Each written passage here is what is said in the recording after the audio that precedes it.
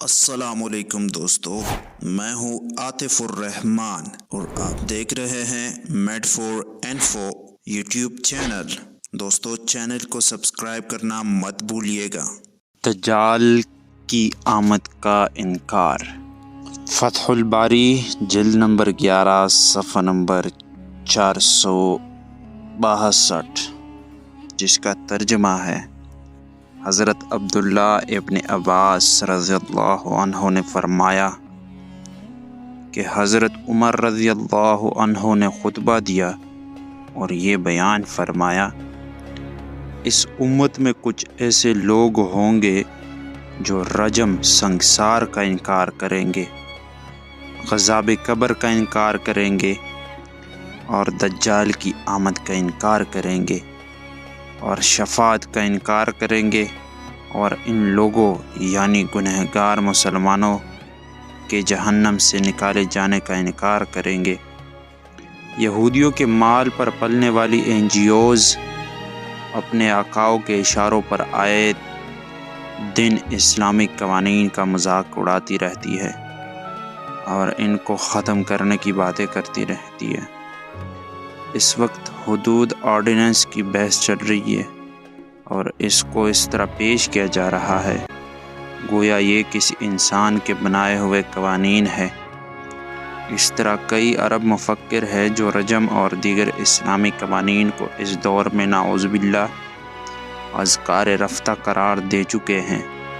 نیز دجال کی آمد کا انکار کرنے والے لوگ بھی موجود ہیں اور آنے والے دنوں میں اس مسئلے کو اختلافی بنا دیا جائے گا۔ سب سے پہلے خلافت ٹوٹے گی۔ حدیث میں ہے، شعب الایمان جلد نمبر 4 صفحہ نمبر 362، ترجمہ، جس کا ترجمہ ہے: حضرت ابو امامہ باہلی رضی اللہ عنہ نبی کریم صلی اللہ علیہ وسلم سے روایت کرتے ہیں، آپ صلی اللہ علیہ وسلم نے فرمایا، اسلام کی کڑیاں ضرور ایک ایک کر کے ٹوٹیں گی، چنانچہ جب ایک کڑی ٹوٹے گی تو لوگ اس کے بعد والی کڑی کو پکڑ لیں گے۔ ان میں سب سے پہلی جو کڑی ٹوٹے گی وہ اسلامی نظام عدالت کی کڑی ہوگی، اور سب سے آخر میں ٹوٹنے والی کڑی نماز کی ہوگی۔ یعنی مسلمان جس چیز کو سب سے پہلے چھوڑیں گے وہ اسلامی عدالتی نظام ہوگا۔ ایک دوسری روایت میں ہے کہ سب سے پہلے ٹوٹنے والی کڑی امانت کی ہوگی۔ شریعت کی اصطلاح میں لفظ امانت بہت وسیع مفہوم میں ہے، جیسے کہ قرآن میں ہے، جس کا ترجمہ یہ ہے: بے شک ہم نے امانت کو زمین و آسمان اور پہاڑوں کو پیش کیا، پھر انہوں نے اس کا بار اٹھانے سے انکار کر دیا اور وہ اس اہم ذمہ داری کے بار سے ڈر گئے اور اس کو انسان نے اٹھا لیا۔ حضرت قتادہ رضی اللہ عنہ نے یہاں امانت کی تفسیر فرمائی ہے: الدین والفرائض والحدود، یعنی حقوق، فرائض اور حدود اللہ، یعنی اسلام کے عدالتی نظام سے متعلق احکامات، اور یہ سب اسلامی خلافت کے تحت صحیح طور پر انجام پاتے ہیں۔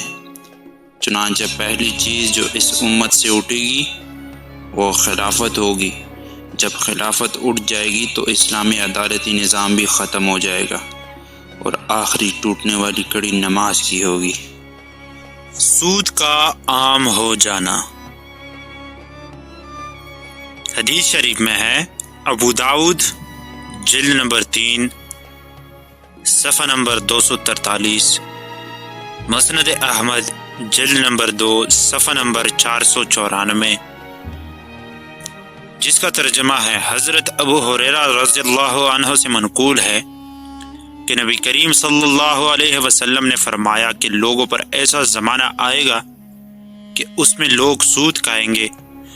حضرت ابو ہریرہ رضی اللہ عنہ فرماتے ہیں کہ کسی نے پوچھا، کیا تمام لوگ سود کھائیں گے؟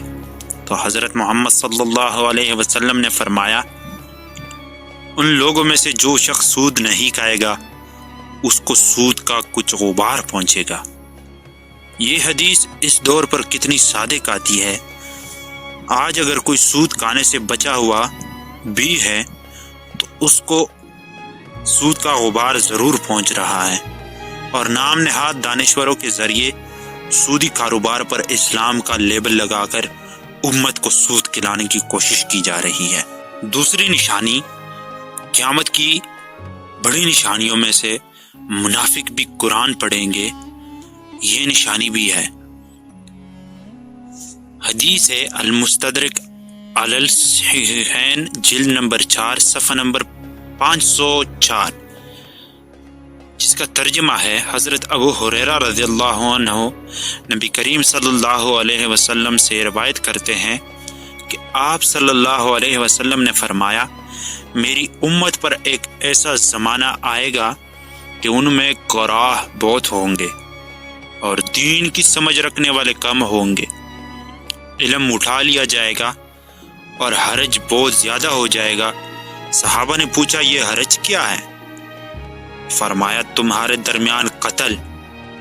پھر اس کے بعد ایسا زمانہ آئے گا کہ لوگ قرآن پڑھیں گے حالانکہ قرآن ان کے حلق سے نہیں اترے گا۔ پھر ایسا زمانہ آئے گا کہ منافق، کافر اور مشرک مومن سے دین کے بارے میں جھگڑا کریں گے۔ اس وقت اس طرح کے پڑھے لکھے لوگ کثرت سے موجود ہیں، مختلف علوم میں تخصص اور ماسٹر کرایا جا رہا ہے، لیکن دین کی سمجھ رکھنے والے خال خال ہی نظر آتے ہیں۔ جو شان ہمارے اسلاف میں نظر آتی تھی کہ باطل کو 1000 پردوں میں بھی پہچان لیا کرتے تھے، اب وہ بات بہت کم دیکھنے میں آتی ہے۔ قرآن کی سمجھ اور قرآن کا علم اہل علم طبقے میں بھی مفقود نظر آتا ہے، حالانکہ اور علوم میں انتہائی توجہ صرف کی جاتی ہے۔ معلومات کا سمندر تو بہت نظر آتا ہے، لیکن علم کا فقدان ہے۔ منافق اور مشرک قرآن کی آیات کو آڑ بنا کر اہل حق سے بحث و مباحثہ کرتے نظر آتے ہیں اور اپنے باطل اقدامات کو قرآن و سنت سے ثابت کرنے کی کوشش کرتے ہیں۔ حدیث میں ہے، حضرت ابو عامر اشعری رضی اللہ نبی کریم صلی اللہ علیہ وسلم سے نقل کرتے ہیں کہ نبی علیہ السلام نے فرمایا، میں جن باتوں کا اپنی امت پر خطرہ محسوس کرتا ہوں، ان میں زیادہ خوف والی بات یہ ہے کہ ان کے لیے مال کی زیادتی ہو جائے گی، جس کی وجہ سے ایک دوسرے سے حسد کریں گے اور آپس میں لڑیں گے، اور ان کے لیے قرآن کا پڑھنا آسان ہو جائے گا، چنانچہ اس قرآن کو ہر نیک، فاسق و فاجر اور منافق پڑھے گا، اور یہ لوگ فتنے پلانے اور اس کی تعویل کی غرض سے اس کے ذریعے مومن سے جھگڑا کریں گے، حالانکہ اللہ تعالیٰ کے سوا اس کی تعویل و تفسیر کو کوئی نہیں جانتا، یعنی وہ آیات جن کا علم صرف اللہ ہی کو ہے، اور جو علم میں پختہ کار ہوں گے وہ بھی ان آیات کے بارے میں یوں کہیں گے کہ ہم اس قرآن پر ایمان لائے ہیں۔ الوحاد المثانی جلد نمبر 4 صفحہ نمبر 453۔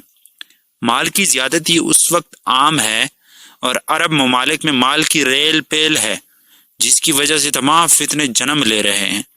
قرآن کا پڑھنا اتنا آسان ہو گیا ہے کہ اب اس کو مختلف ٹی وی چینلز پر عربی رسم الخط کے ساتھ انگلش رسم الخط میں بھی پیش کیا جا رہا ہے۔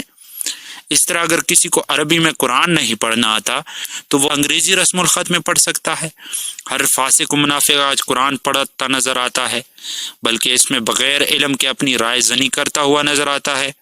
ترکی، مصر، تیونس اور امارات کے بعد اب ہمارے ملک میں بھی قرآن کی تفسیر وہ لوگ کر رہے ہیں جن کو ذرا برابر بھی علم نہیں۔ یہ وہ لوگ ہیں جو ایک طرف فلموں اور ڈراموں میں کام کرتے ہیں اور امت کی بے حیائی اور بے شرمی کا درس دیتے ہیں، اور دوسری جانب اللہ کی کتاب کی ان آیات میں رائے زنی کرتے ہیں جس کا علم اللہ نے اپنے پاس رکھا ہے۔